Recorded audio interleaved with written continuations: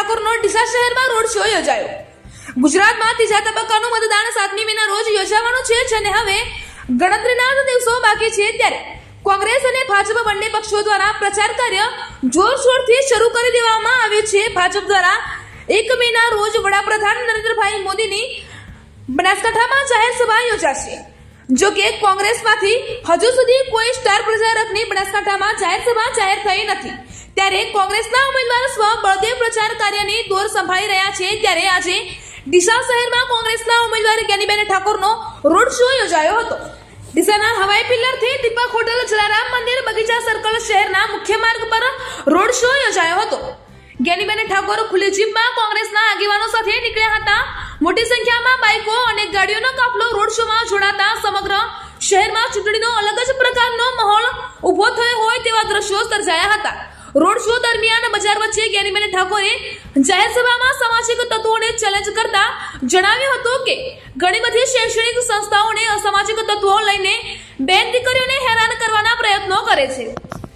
આવા તત્વો જ્ઞાનીબેન ઠાકોરની બજાર વચ્ચે ચેલેન્જ કરે છે। મહેરબાની કરજો, કુદરતના ઘેર ધેર છે, અંધેર નથી। તમને પણ પહોંચી વળવા માટે કોઈક ને કોઈક સક્ષમ છે, એ વાતને હું ધ્યાનમાં રાખી હું ખાતરી આપું છું કે બહેન દીકરીઓની સુરક્ષાની વાતો આવે ત્યારે જ્ઞાનીબેન ઠાકોરે ભૂતકાળમાં પણ ક્યારેય પીછેહટ કરી નથી અને ભવિષ્યમાં પણ ક્યારેય પીછેહટ કરશે નહીં, તે વાતની ખાતરી આપું છું।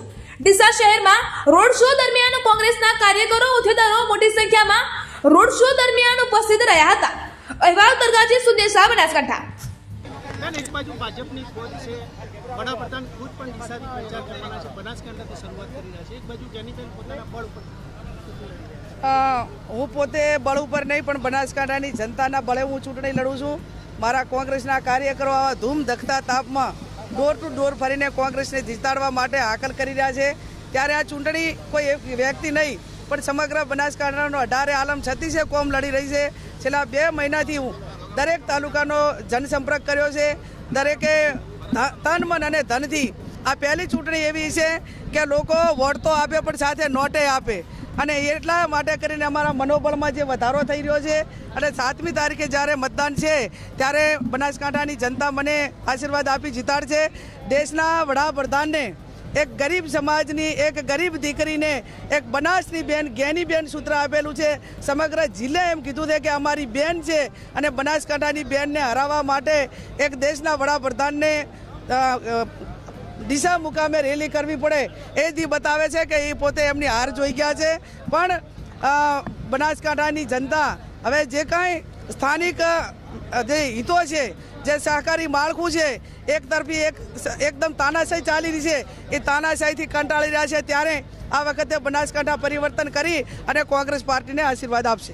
1 લાખ પબ્લિકનો ટાર્ગેટ છે ભાજપનો ડીસા લાવવાનો, એ એમનો વિષય છે, ભારતીય જનતા પાર્ટીનો એજન્ડા છે।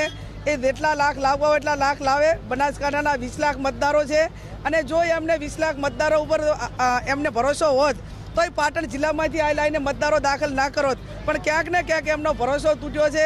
એમને બનાસકાંઠાની જનતા ઉપર વિશ્વાસ નથી, મતદારો ઉપર વિશ્વાસ નથી। અમને પૂરેપૂરો બનાસકાંઠાની જનતા ઉપર વિશ્વાસ છે।